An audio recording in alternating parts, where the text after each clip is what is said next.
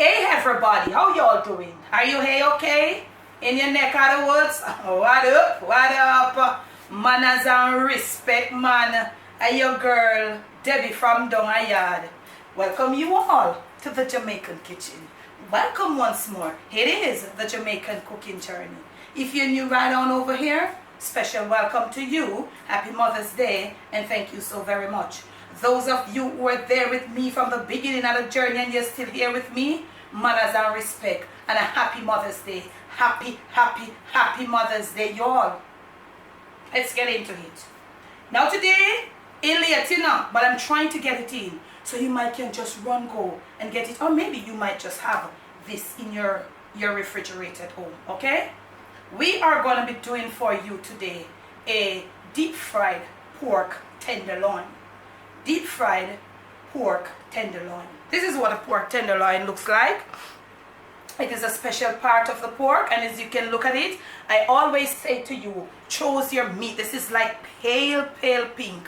Therefore, when the meat is of like this, it tells you that it is pretty soft. The animal that this meat comes from is pretty young. We're going to be proceeding, okay? And let me tell you something. I'm going to be using a little piece of ginger and a little piece of garlic, because this is just one. Now, I don't care who you are. I don't care how many cookbooks you have put out.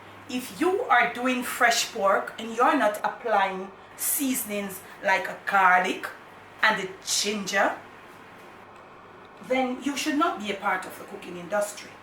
That's number one. Number two, I will be so disappointed in you. Now, I'll be using this, and also I'll be using some freshly grounded spices. My spices are coriander seeds, red pepper flakes or chili, and some pimento powder or allspice. These are just it, and I've grounded them, freshly grounded. We don't use the powdered one, but if you don't have to get it freshly grounded, well, and you have to put the fine. The freshly grounded these grains and stuff, they give a different flavor. They bring out a beautiful gig to this, meat, especially pork. Okay, now you have some people, they say, oh, the chicken, you gotta wash your hands after chicken. You gotta wash your hands after every single raw meat. They all have bacteria. Let's get it. You have your pork tenderloin. It is supposed to be something that's thick, but sometimes from time to time they cut, and depending on how they get the meat. So we're gonna take it off right about right here. So you wanna have it thick, and I'm gonna take off the little piece here too. So this is just one I'm showing you. So if your family is big and you're gonna be catering for a lot of people, you might want to get a few more pieces. And this part of, I don't know where you are, but this part of the meat here, we call this select part of the pork. It's a selected part of the pork. The butcher has got to prepare it this way from a certain part of the pork. So it's selected. And in Jamaica, it is really like pricey. I almost could have buy one ticket from a come foreign. Okay, so you want to remove all these little stuff. Things like these, you don't have to, this cannot be removed. This is a part of it. So my knife look like it done.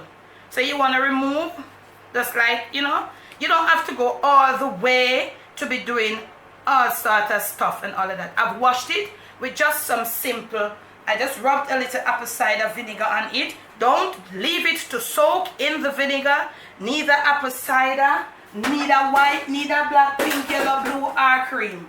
It will let it become chewy. This is as really moist, okay? This is juicy, this is young, this is tender. So if you leave it too long or you leave it in vinegar, it is gonna let it become chewy. You want to get a little knife like this. Okay, now we had a little interruption there. I'm sorry, family. So you want to get a little, we have all of these in our kitchen, and you want to go right through. You just, some little sticks inside there. I hope you're in on this, because I want you to get this all right. It's not hard, so I want you to be in on this. This, you don't want any knife broader than this, just to get in all these little, from side to side, over and over, and you want to proceed. And as I said before, you wash your hands after every single raw meat, not only chicken alone. I don't know why they're taking so much. I don't take so much set pan the fallen for the fallen do then. You're gonna be putting on your gloves, or if you have a plastic bag, you put on a plastic bag. I'm using it because I tell you say me and the pimenta we not normally a friend. Okay? Now you need just one peg of this garlic. Okay? And I think we could just do our salt first.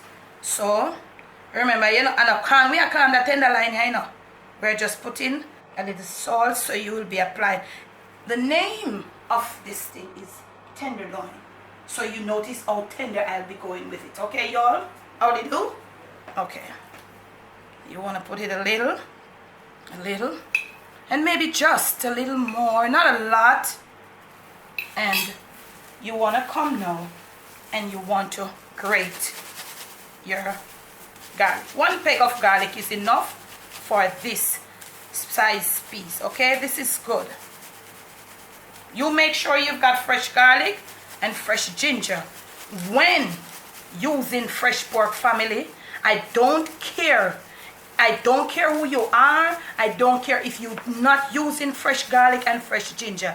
Then something is got to be wrong. You don't cook fresh pork without garlic and ginger. Okay, now you have it. Now this is what you want to do, because this the garlic will let the ginger becomes more like a paste. That's the garlic is powerful enough. So we're going to be doing all of this and all of that.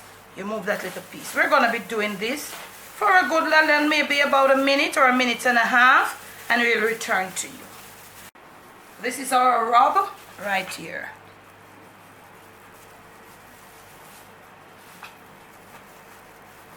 Tenderloin, how do you do, please?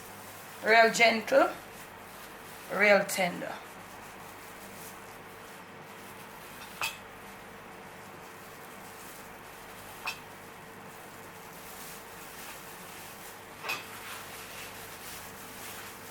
You have gotten the picture. You have gotten the picture.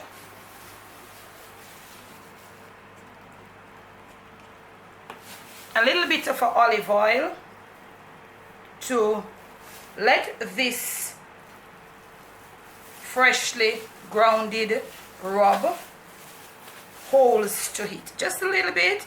Probably everything would work out to be about a tablespoon or a little under a tablespoon. Okay? Gently, gently. And when you're through, you'll be wrapping this in a piece of not a ziploc. You'll be putting it into some cling wrap. And we have gone ahead of time on the Jamaican cooking journey, because that is how we roll right here on the Jamaican cooking journey. We have gone ahead and we have pre-seasoned one for you, and we have wrapped it in a piece of plastic wrap. It is here and it has been marinating for the past 2.5 to 3 hours. I've removed it from my refrigerator, and it is here coming to room temperature. We're going to be going now. We're finished rubbing in all of this. This is it. This is what it looks like. Real gently, real nice, real slow. When you see us next, this will be wrapped. This is the one we'll be focusing on. Okay? So when you see us next, we'll be starting the cooking process. Soon come. Happy Mother's Day. Okay, we are back, family. First things first. We have got some oil over here in Jessie, and we're going to be putting a peg of garlic in there just to flavor the oil.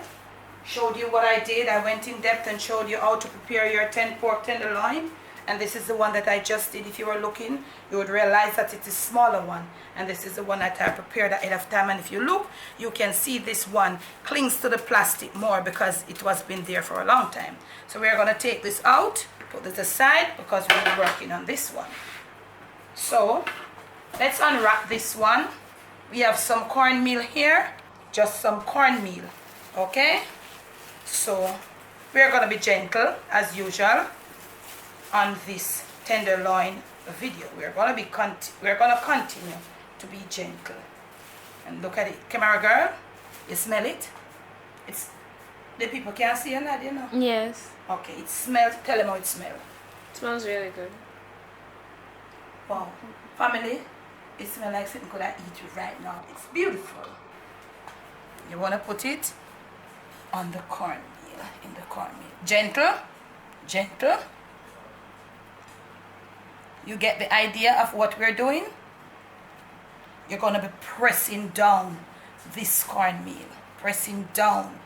And you're going to be leaving it to take, you know, the cornmeal, that olive oil that we use there, the olive oil will help the cornmeal to get, like, you know, more mushy, and it's going to stick and set on it. Whilst that oil is being preheated with only 1 peck of garlic, we'll go finish this. When we return, you'll see what it looks like. We're going to be start to deep fry, and I'm going to show you the temperature at which you'll be deep frying on, because it is pork tenderloin. So come. Okay, we are back. Don't let your garlic burn. Right out. So now, this is what we were doing. You want to get the cornmeal all compact onto it. You want to now make sure you have dust all excess. Some people, they would like use a thread or something to keep it. It's supposed to be kept on a like compact, you know, round. You all know how tenderloin is. Some people would want to do that. So, but if you're like searing it and all of that, so but if you don't want to, you don't have to, depending on some people want it kind of flat out, you know, they don't get that nice roundness, so they want to keep it together. So I'm going to go now, and I'm going to be putting it into the oil, real gentle, real slow, and I'll be covering my pot, and I'll be leaving it to fry at a medium. I would say the ice on my stove is 6, and it is at like 2. Okay? So I'm gonna go now wash my hands whilst that is being deep fried. Maybe when you see me back, I'll turn from one side to the other, and I'll just show you what is happening. Also, we're gonna need to have a little sauce to enhance this deep fried pork tenderloin. Must soon come back, you know. Okay, now family, this is where you're gonna need your tongue. You won't want to stick it. Aye, family, the boy is a little boy and it's a male. The boy pick up some rumpus in the pot a while ago for camera, you see. If I never know if it angle the Trenton, yeah. So you wanna hold it and you wanna turn to the other side. Make sure that your flame is at its lowest. Now you want to might go down a little more to low. So what you want to do, you want to squeeze it down a bit, just a little bit, like that, and it will stay on the plump side whilst you get the other part all fried on the very low. When we return, this tenderloin should be finished, and we'll proceed with the video. Okay, we are back, family. This is what our tenderloin is looking like after we have finished frying. And you're going to say, Miss Debbie, how long? Remember I showed you, I would say about 30 minutes, turning around from side to side. We have it here now about 3 minutes. You're leaving it to drip. Some people want to say, okay, you use a thermometer to insert in the thickest part and it should be reading 162, 163. But I have the thermometer and I'm not too fancy certain things. So they're squeezing it, no juices. So you want to put it right there now, and you want to start slicing. Okay? Slice it as if you're on the bias. Okay, camera girl, you there? And this is what is coming out of it. You see how the knife is going through it, you all? So you're going to be slicing it as it's on the bias. Okay? It's tender, and this is what it looks like. Camera girl, you want to shoot them up on this the tender and this piece of pork, yeah? Look at it, y'all. And with this crust on the outside, oh my God. Okay, with that crust and with that juicy tenderness in there, we will be going now to make you a little sauce. Inside our saucepan here, we have got a little water boiling. Okay, so you'll be putting a little, I'm putting a little oyster sauce. Yes, we're gonna make a nice little sauce with that something here. Okay, it's Mother's Day, so we're gonna be putting about a tablespoon of oyster sauce. We're gonna be putting a little, probably a little less than a tablespoon. Yes, this would be a little less of